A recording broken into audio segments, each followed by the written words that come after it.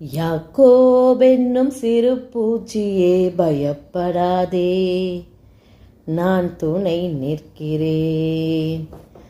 இஸ்ரவேலின் சிறு கூட்டமே பயப்படாதே, நான் துணை நிற்கிறேன். யாக்கோபே, என் யாக்கோபே.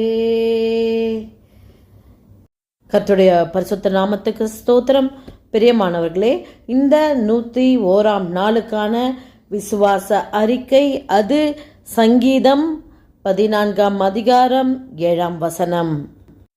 சீயோனிலிருந்து இஸ்ரவேலுக்கு ரட்சிப்பு வருவதாக. கர்த்தர் தம்முடைய ஜனத்தின் சிறையிருப்பை திருப்பும்போது யாக்கோபுக்கு களிப்பும் இஸ்ரவேலுக்கு மகிழ்ச்சியும் உண்டாகும். ஆமென். ஆம் பிரியமானவர்களே, கர்த்தர் நமது சிறையிருப்பை நமக்கு விடுதலை தரும்போது இப்படிப்பட்ட கிருபை நமக்கு மகிழ்ச்சி, களிப்பு, சந்தோஷம் நம்முடைய வாழ்விலே நிறைந்திருக்கும். அதற்கு நாம் என்ன செய்ய வேண்டும்? கர்த்தரை சார்ந்து கொள்ள வேண்டும். அவருடைய பாதத்தை முத்தம் செய்ய வேண்டும். குமாரன் உங்களை விடுதலை ஆக்கினால் மெய்யாகவே விடுதலை ஆவீர்கள் என்று வேதம் சொல்லுகிறது இல்லையா? எனவே குமாரன் விடுதலை செய்ய வேண்டுமானால் நாம் அவருடைய பாதத்திலே அமர்ந்திருக்க வேண்டும்.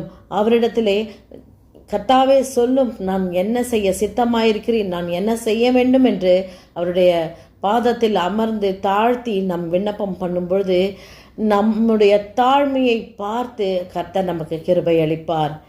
ஞானமுள்ளவர்களாய் அவருடைய பாதத்திலே அமர்ந்து தாழ்த்தி அவருடைய கிருபையை பெற்றுக்கொள்ளுங்கள். அந்த கிருபையானது நிச்சயமாக உங்களுக்கு ரட்சிப்பையும் சிறையிருப்பிலிருந்து விடுதலையையும் களிப்பும் மகிழ்ச்சியும் உண்டாக்கும். God bless you.